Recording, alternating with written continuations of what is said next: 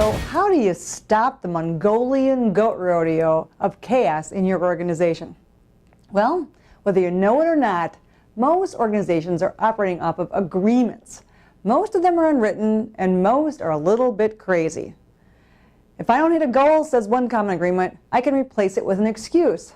That dog don't hunt. If I don't like what is going on, I can whine to someone who can't do a darn thing about it. Yep, that's a little crazy too. If I'm unhappy with Julie, I can talk to everyone but Julie about it.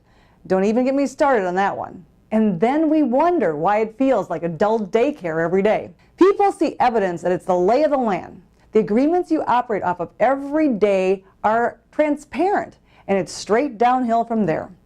So here are 6 surefire steps to shift results by creating power agreements. Step 1.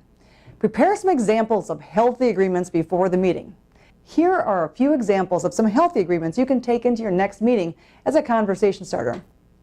If I don't do what I say I'm going to do, I renegotiate before I miss a deadline or outcome so I stay in integrity. If I make a mistake or miss a deadline, I clean up my messes by telling those impacted that I'm behind and my massive corrective action plan is to get back on track. If I'm in conflict with a team member, I will address it directly with that team member before sundown by asking for what I want specifically and negotiating to a commitment that both can agree on. And if loan demand shrinks, I get more strategic and effective and ramp up my calls and stop blaming the economy. You get the point. It's not that hard. Step 2. With a few examples in hand, hold a team meeting. Start the meeting with an appreciation exercise or some way for them to feel good about each other. Then ask them to define the agreements that are implicit up till now, with no judgment and no whining. Tell them that outcomes are indicators of agreements. In other words, if goals are missed and nobody says anything, that is an implicit agreement. After they do the list, ask them to identify the impact of each implicit agreement. This is an important step. Lower lips will quiver as those who are violators see their impact on others. When people see the outcomes of their thoughtless execution of those agreements, they are open to change. Step 3.